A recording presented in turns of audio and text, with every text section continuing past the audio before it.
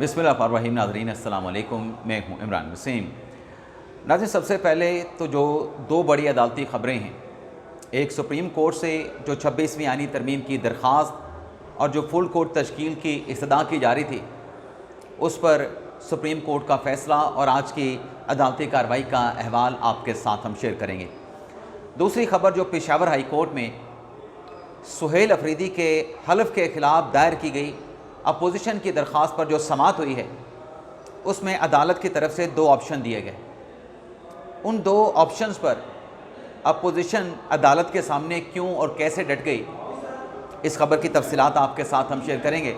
और फिर हम बात करेंगे जो वज़ीर आज़म शहबाज शरीफ की एक तस्वीर को लेके सोशल मीडिया पे जो एक प्रोपोगंडा किया गया, वो प्रोपोगंडा कैसे बेनकाब हुआ है, उस पर भी हम बात करेंगे।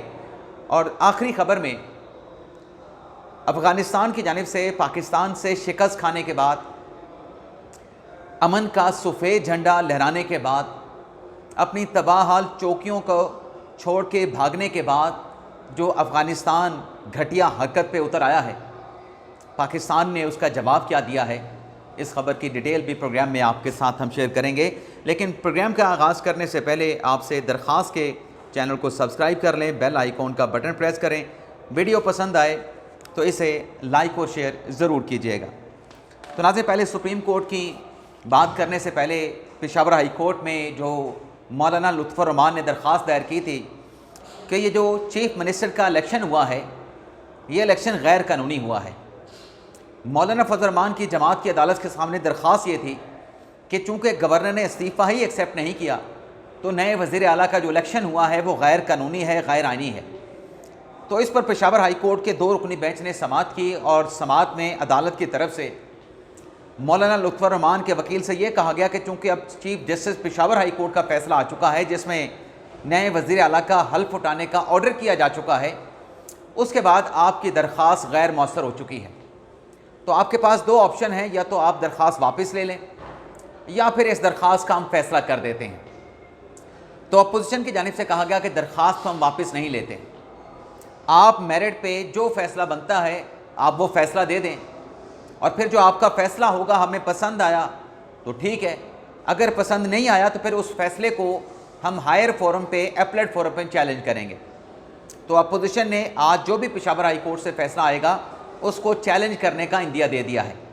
लेकिन इसके साथ साथ बेंच की तरफ से अपोजिशन को ये भी प्रपोज़ किया गया कि जो चीफ जस्टिस अतीक शाह साहब ने फ़ैसला दिया है, अगर आप उनके फ़ैसले से एग्रीव्ड हैं, अगर आप chief justice Peshawar high court के सिंगल बेंच के फ़ैसले से एग्रीव्ड हैं, तो आप उनके फ़ैसले को इंट्रा कोर्ट अपील में भी चैलेंज कर सकते हैं।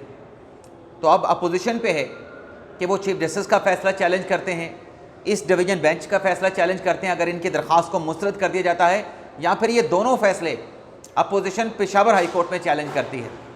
तो देखते हैं फर्दर क्या डेवलपमेंट होती है। लेकिन जो 4 बजे पेशावर गवर्नर हाउस में जो तकरीब हल्फ बर्दारी है, उससे मुतल्लिक नाज़रीन अब कोई कन्फ्यूजन बाकी नहीं रही।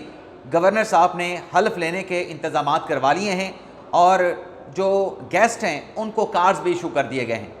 तो ये जो तकरीब हल्फ बर्दारी आज गवर्नर हाउस पेशावर में होगी, ये भी देखने के लायक होगी कि कुंडी साहब तो हल्फ लेने वाले नहीं थे, इस्तीफ़े को एक्सेप्ट नहीं कर रहे थे, तो आज वहाँ का माहौल क्या होगा, हल्फ कैसे होगा, बॉडी लैंग्वेज किसकी क्या होगी, इस पर फिर रात के व्लॉग में बात करेंगे। अब आ जाते हैं सुप्रीम कोर्ट की बात कर लेते हैं। नाज़रीन, आप ज़ुबैरी साहब दलाइल दे रहे हैं कि 26वीं तरमीम चूँकि चैलेंज हो चुकी है तो आप इस पर फुल कोर्ट तश्कील दे दें, ये 8 रुकनी आइनी बेंच बैठ के इस केस को ना सुने। तो आज की अदालती कार्रवाई में अमीनुद्दीन खान साहब ने जितने भी दलाइल अब ज़ुबैरी साहब ने दिए हैं, अमीनुद्दीन खान साहब बेंच के सरबराह ने कहा कि आपका दलाइल का जो नुक्ता है, अभी तक आपने क्लियर नहीं किया कि आप अपने दलाइल में कहना और मांगना क्या चाह रहे हैं। आबिद ज़ुबैरी साहब ने कहा कि ये जो आइनी बेंच की जो कमेटी है वो बेंच बना सकती है, आप फुल कोर्ट तश्कील नहीं दे सकते। जस्टिस मोहम्मद अली मदद साहब ने कहा कि जिन अदालती फ़ैसलों का आप हवाला दे रहे हैं, उन फैसलों के वक्त आर्टिकल 191 मौजूद नहीं था। अब आइनी बेंच के लिए जो आप फुल कोर्ट बनाने की दरख्वास्त करते हैं कि हम जुडिशल ऑर्डर जारी कर दें, जो जजेस 26वीं आइनी तरमीम के वक्त मौजूद थे उन्हें आइनी बेंच में शामिल कर लें, उन जजेस की नॉमिनेशन का जो अख्तियार है वो जुडिशल कमीशन को दे दिया गया है। मोहम्मद अली मदद साहब ने कहा कि 191 के अंदर हम फुल कोर्ट बना सकते हैं, नहीं बना सकते, जुडिशल ऑर्डर कर सकते हैं, नहीं कर सकते, लेकिन हमारे सामने एक आर्टिकल 191 मौजूद है, उससे बाहर जाके अपने मैंडेट की खिलाफ वर्जी करके ये बेंच कोई ऑर्डर जो है वो जारी नहीं कर सकता है। जस्टिस मोहम्मद अली मदद साहब ने कहा कि जिन अदालती फैसलों का आप हवाला दे रहे हैं वो बहुत पहले ज़माने की बात है। और फिर मोहम्मद अली मदद साहब ने यह भी कहा कि अगर 26वीं आईनी तरमीम से पहले भी हम चले जाएं, कबल की अगर हम बात करें तो प्रैक्टिस एंड प्रोसीजर कमेटी हुआ करती थी। अगर हम फुल कोर्ट बनाएं, फुल कोर्ट बनाने का ऑर्डर करें तो ये आइन के आर्टिकल 175 की खिलाफ वर्जी होगी। हम अपने अख्तियार में जो हमारे पोल पे जुडिशल कमीशन ने 15 जजेस नामजद किए हैं, उन जजेस का बेंच बना सकते हैं, उन जजेस की फुल कोर्ट बना सकते हैं। हम वो 26वीं आईनी तरमीम के पहले वाले जो जजेस हैं उनको इसमें शामिल नहीं कर सकते। अब ये जो नाज़रीन हाफिज़ ज़ुबैरी साहब दरख्वास्त अदालत के सामने क्या कर रहे हैं, जो उन्होंने ज़ोर लगा रखा है कि आप जुडिशल ऑर्डर करें चीफ जस्टिस याहिया अफरीदी को और वो फुल कोर्ट बनाएं आपके जुडिशल ऑर्डर पे। अब रेफ़र किया जाता है फुल कोर्ट के लिए मामला अमूमी तौर पे रेगुलर बेंचेस से चीफ जस्टिस के लिए। अब जो चीफ जस्टिस याहिया अफरीदी साहब हैं वो तो 31 अक्टूबर 2024 को अपना फ़ैसला दे चुके हैं, जब मंसूर अली शाह साहब ने, मुनीब अख्तर साहब ने खुद से प्रैक्टिस एंड प्रोसीजर कमेटी का इजलास बुला के 26वीं तरमीम पे फुल कोर्ट तश्कील दे के 4 नवंबर की समात में मुकर्रर कर दी थी। उस वक्त याहिया अफरीदी साहब ने कहा था कि ये फुल कोर्ट नहीं बन सकता, 26वीं आईनी तरमीम का जो केस है वो सिर्फ आईनी बेंच ही सुन सकता है, उसके अलावा कोई नहीं सुन सकता है। तो ये जो जोर डाल रहे हैं कि याहिया अफरीदी साहब के पास भेजें, याहिया अफरीदी फुल कोर्ट की तश्कील को ऑलरेडी मुस्तरद कर चुके हैं। अमीनुद्दीन खान साहब ने कहा कि फुल कोर्ट के लिए चीफ जस्टिस को रेफ़र करना अलग बात है, फुल कोर्ट के लिए जुडिशल ऑर्डर जारी करना अलग बात है। आगे नाजरीन, मंदू खेल साहब ने कहा कि चीफ जस्टिस फुल कोर्ट तश्कील दे देते हैं। अब ज़ुबैरी साहब से कहा क्या ये जो आईनी बेंचेस यहाँ पे बैठे हैं या जो आईनी मुकदमात हैं, क्या जजेस कमेटी ये आईनी मुकदमा जो है किसी और बेंच को या वो फुल कोर्ट जो चीफ जस्टिस तश्कील दे उनको असाइन कर सकती है? आइन के मुताबिक तो ऐसा नहीं हो सकता। आयशा मलिक साहबा ने कहा कि आर्टिकल 175 पढ़ें। आर्टिकल 175 में जुडिशल कमीशन जो है वो जजेस नामजद करेगा। क्या आइन में इस बात की कदगन मौजूद है कि ये अदालत जुडिशल कमीशन को ऑर्डर करे, बल्कि जुडिशल कमीशन का रिक्वेस्ट करे? पहले तो ऑर्डर की बात होती थी ना, डायरेक्शन की होती थी। आयशा मलिक साहब ने कहा कि आइन में ये बार, ये रुकावट मौजूद है कि ये अदालत जुडिशल कमीशन को रिक्वेस्ट करे कि आप तमाम जजेस को जो है जो 26वीं आईनी तरमीम के वक्त मौजूद थे उन्हें आईनी बेंच के लिए नामजद कर दें। ये ऑर्डर करने से आइन कहाँ पे रोकता है? यानी यहाँ पे बात हो रही है कि मंसूर अली शाह, मुनीब अख्तर साहब, दीगर जजेस को शामिल किया जाए। अमीनुद्दीन खान साहब ने इस पर यह कहा, वैसे तो जब ये आयशा मलिक साहबा ने रिमार्क्स दिए ना, तो आप ज़ुबैरी साहब ने भी इस बात को एम्फसाइज़ किया कि बिल्कुल आयशा मलिक साहबा बिल्कुल ठीक कह रही हैं, आप जुडिशल ऑर्डर करके जुडिशल कमीशन को कह सकते हैं कि वो पहले वाले जो जजेस हैं उन्हें आप फुल कोर्ट में शामिल कर दें, उनकी आप फुल कोर्ट तश्कील दे दें। अमीनुद्दीन खान साहब ने कहा कि कोई नाम अगर जुडिशल कमीशन में जज के लिए जाता है और वो जज नहीं बनता, क्या हम आईनी बेंच में बैठ के क्या सुप्रीम कोर्ट यह हुक्म दे सकती है कि जुडिशल कमीशन ने जिसको जज नहीं बनाया उसको जज बनाने का हम हुक्म दे दें जुडिशल कमीशन को? क्या हम ऐसा कर सकते हैं? आयशा मलिक साहबा ने सवाल किया, क्या जो जुडिशल कमीशन है वो सुप्रीम कोर्ट से बालातर है? जैसे जमाल खान मंदोखेल साहब ने कहा कि यहाँ पे जो बात की जा रही है, जुडिशल कमीशन का अगर कोई फैसला आइन के बरखिलाफ है उसका जायज़ा सुप्रीम कोर्ट जुडिशल बेंच जो है वो ले सकता है, लेकिन अगर कोई वो गलत काम करे तो, लेकिन कोई काम करने के लिए हम डायरेक्शन जो है, हम जुडिशल कमीशन को वो डायरेक्शन नहीं जारी कर सकते। आगे चल के नाज़रीन, जो आयशा मलिक साहबा ने कहा कि अगर जुडिशल कमीशन तमाम जजेस को नामजद ना करे तो फिर क्या सुप्रीम कोर्ट का अख्तियार इस्तेमाल, मतलब वो ये कहना चाह रहे हैं कि अगर जुडिशल कमीशन किसी जज को भी नामजद ना करे तो क्या सुप्रीम कोर्ट का अख्तियार ख़त्म हो जाता है? आप ज़ुबैरी साहब जो कि बार बार जुडिशल पावर पे एम्फसाइज़ कर रहे थे कि आप जुडिशल ऑर्डर जारी कर दें, हालांकि उनके अपने दलाइल में तजाद मौजूद था। कभी वो कहते थे चीफ जस्टिस को रेफ़र करते हैं फुल कोर्ट के लिए, कभी वो कह रहे थे कि आईनी बेंच खुद से फुल कोर्ट की तश्कील का ऑर्डर जारी कर दे, और कभी वो कह रहे थे कि जुडिशल कमीशन को भिजवा दें फुल कोर्ट की तश्कील के लिए। जस्टिस मोहम्मद अली मज़हर साहब ने कहा कि आपके जो दलाइल हैं, पहले आप दलाइल दे रहे थे कि चीफ जस्टिस को रेफ़र किया जाए, उनको जुडिशल ऑर्डर किया जाए फुल कोर्ट की तश्कील के लिए।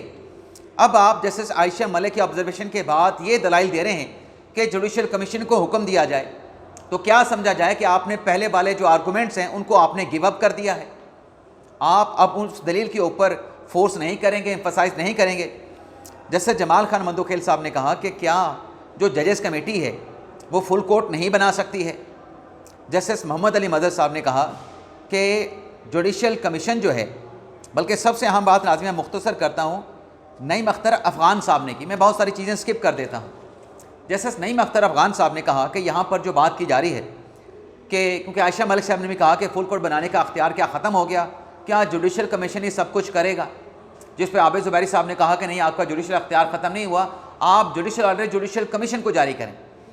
जस्टिस नईम अख्तर अफ़गान ने कहा कि आयशा मलिक साहबा की बात को आगे बढ़ाते हुए हम जुडिशल ऑर्डर पास कर देते हैं, जुडिशल कमीशन में वहाँ पे फ़ैसला वोटिंग के ज़रिए होता है, क्या वोटिंग का जो अमल है अपने जुडिशल ऑर्डर के ज़रिए हम उसको बाईपास कर सकते हैं, जुडिशल कमीशन के अरकान का जो वोटिंग राइट है उनके वोटिंग राइट को हम ख़त्म कर सकते हैं।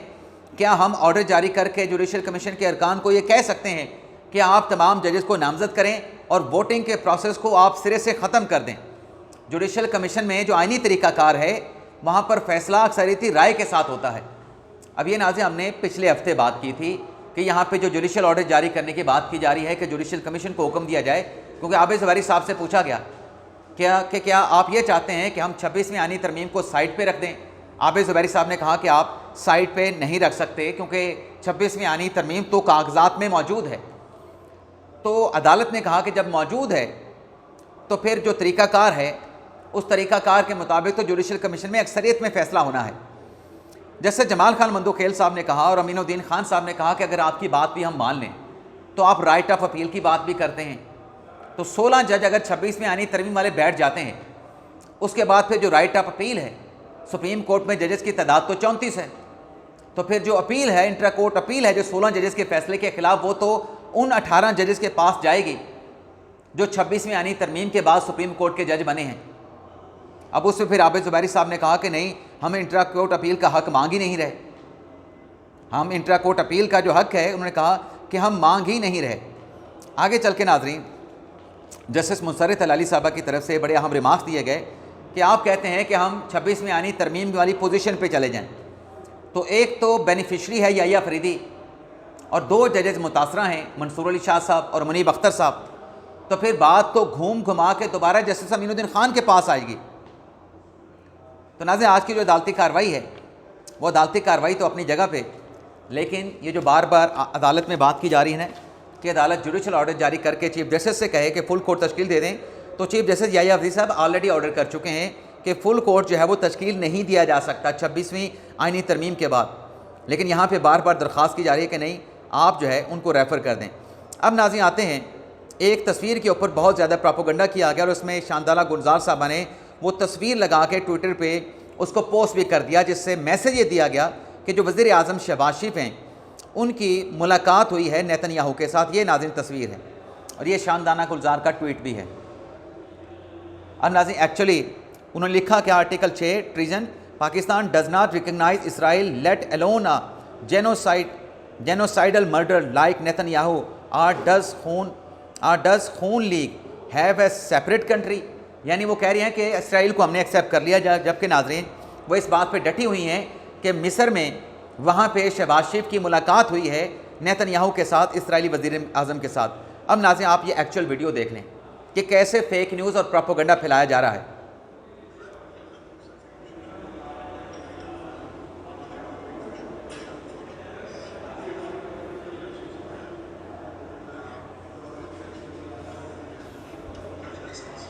अब इस पे नाज़रीन मैं मुख्तसर सी बात करूँगा।